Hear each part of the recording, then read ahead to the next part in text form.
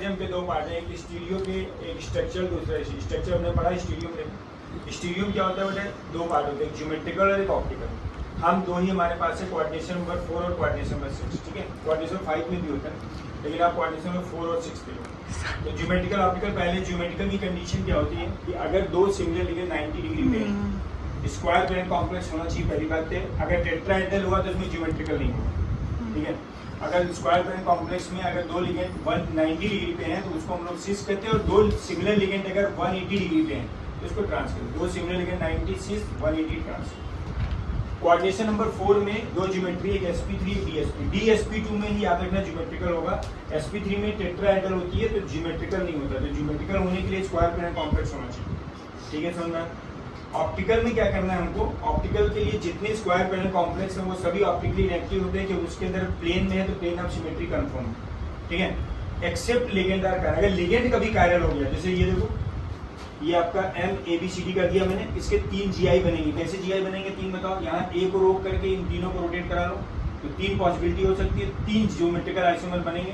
But ये cis trans नहीं होगा। क्यों नहीं? इसको सिस ट्रांस के लिए दो सिमिलर लिगेंड 90 पे चाहिए या 180 पे चाहिए ट्रांस के लिए, इसमें वो, लेकिन ज्योमेट्रिकल होगा, सिस ट्रांस नहीं होगा, लेकिन GI होगा। ऐसा कोई कंपाउंड मैंने बना दिया, तो यहाँ पे बनाया मैंने ABCD किया, ऑप्टिकली एक्टिव है, ये लिगेंड कायरल है, इसको मैंने कायरल बना दिया। ऐसा कंपाउंड ऑप्टिकली एक्टिव होगा, याद रखना, ठीक है। ये ऑप्टिकली एक्टिव में जाएगा क्योंकि लिगेंड कायरल है, ठीक है। इसका मैंने एक स्पेशल एग्जांपल यहाँ बना, ये देखो, PTBN मतलब ब्यूटाइल, क्या कहते हैं, ब्यूटाइल डाइएमाइन। कायरल है, दो कायरल सेंटर है, ये कायरल सेंटर है, ये कायरल सेंटर है। कायरल का मतलब इसमें वैलेंसी लिगेंड के अलग अलग ग्रुप से सेटिस्फाई है। इसके मैंने इतने स्ट्रक्चर ड्रॉ किया। पहला स्ट्रक्चर मैंने ड्रॉ किया कि मैंने क्या किया कि दोनों इस ऐसे, भाई ये कार्बन sp3 में दो बॉन्ड प्लेन ऑफ पेपर होंगे, एक प्लेन के बाहर होगा, एक अंदर होगा। यहाँ मैंने दोनों CH3 को अंदर कर दिया, यहाँ दोनों CH3 की तरफ बाहर कर दिया। अब ये कंपाउंड ऑप्टिकली इनएक्टिव है तो इसमें प्लेन ऑफ सिमेट्री ऐसे कट करोगे, देखो ऐसे कट करोगे, दोनों एक दूसरे के मिरर इमेज होना, रिफ्लेक्शन होना चाहिए equal to plane of symmetry है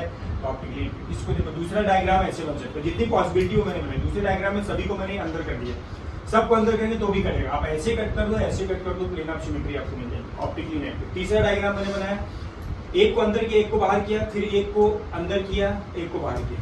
देखो इस कंपाउंड में ये भी इनएक्टिव जाएगा। क्यों इनएक्टिव जाएगा बताओ, इसको यहाँ से कट कर दो, ऐसे कट करो, ये इसका मिरर इमेज, यहाँ से कट करो, ये और ये दोनों आपस में मिरर इमेज है। इक्वल रिफ्लेक्शन होता है तो कंपाउंड मिरर इमेज में होता है, और मिरर इमेज में अगर इक्वल रिफ्लेक्शन होगा तो ऑप्टिकली इनएक्टिव जाता है, प्लेन ऑफ सिमेट्री कहते हैं। इसको देखो, ये नहीं करेगा, आप ऐसे कट करो, देखो ये रिफ्लेक्शन आ रहा है, ये नहीं आ रहा, ये ऑप्टिकली एक्टिव हो जाएगा। क्या हो जाएगा बोलो, एक्टिव। आप ऐसे कट करो, ये इसका मिरर इमेज नहीं है, ऐसे कट करोगे तो ये नहीं है, तो ऑप्टिकली एक्टिव है। नीचे वाला देखो, नीचे वाला भी एक्टिव हुआ। क्यों? कट करो कहीं से भी आपको, ऐसे करो, ऐसे करोगे तो ये मिरर इमेज नहीं है ना भाई, ऐसे करें, ये कहाँ है, प्लेन के अंदर है तो ये बाहर है, मिरर इमेज नहीं होता। और ऐसे कट करो, ऐसे कट करो, यहाँ तो बाहर है, यहाँ अंदर हो गया, अब भी मिरर इमेज नहीं होगा। इसका मतलब ये एक्टिव और 3 गुण इनएक्टिव, ठीक है।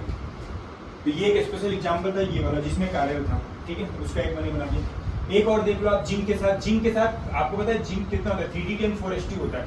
कितने 4 लिगेंड लगे हुए हैं, 4 लिगेंड, जिंक पे +2 आ जाएगा। जिंक पे +2 आ जाएगा तो अंदर तो भरेगा ही नहीं, D10 फुलफिल है, बार्स बनेंगे और जिंक के साथ 4 लिगेंड सभी अलग अलग है। ये कायरल हो गया तो ऑप्टिकली एक्टिव होगा क्योंकि यहाँ GI तो नहीं होगा। मैंने बोला कि GI के लिए स्क्वायर प्लेनर होना चाहिए। ये ऑप्टिकली एक्टिव होगा, और ऑप्टिकली एक्टिव एनेंशियोमर भी कहते हैं, याद रखना, ठीक है। दूसरा एग्जाम्पल यहाँ मैंने 2-3 और दे दी, जैसे MAB ट्वाइस, ये मतलब MAB ट्वाइस का कोऑर्डिनेशन नंबर 4 है। AB मतलब बाइडेंटेड लिगेंड है, वो भी अनसिमेट्रिकल। अनसिमेट्रिकल मतलब A और B अलग अलग एटम है, तो डोनर एटम। अनसिमेट्रिकल है, बाइडेंटेड अनसिमेट्रिकल, उसके केस में सिस बन जाएगा, दोनों को 90 डिग्री पे कर दो आप। फिर ट्रांस के लिए दोनों क्या कर दो, आप जो डोनर एटम है एक लिगेंड वाले, दोनों को 180 में सेम कर दो तो ट्रांस हो जाएगा। एक और एग्जांपल देखो, MAB मतलब AB बाइडेंटेड है, अनसिमेट्रिकल, और 2 A और B यूनिडेंटेड मोनोडेंटेड लिगेंड, तो बनाया इसमें 2 पॉजिटिव। AB को फिक्स कर दो, AB, और उसको पलट दिया BA। तो यहाँ पे याद रखना, यहाँ पे सिस ट्रांस तो नहीं होगा, बट GI तो कहलाएंगे। सिस ट्रांस का मतलब ये, सिस का मतलब अगर 90 पे होगा, ट्रांस का मतलब 180 होगा। यहाँ तो ऐसा कुछ नहीं, लेकिन ज्योमेट्रिकल आइसोमर पॉसिबल है। यहाँ पे GI होगा, ये देखो MABA2। अब MABA2 में AB तो आप बना सकते हो, लेकिन AB तो सेम हो गए, तो आप अलग कैसे कर पाओगे, अलग कर ही नहीं सकते आप, इसके अंदर GI नहीं होगा। MA4 में सभी लिगेंड आपने सेम ही कर दिया, जब सम लिगेंड सेम कर दोगे ज्योमेट्रिकल पॉसिबल ही नहीं, इसके अंदर ज्योमेट्रिकल पॉसिबिलिटी है, ठीक है बेटा।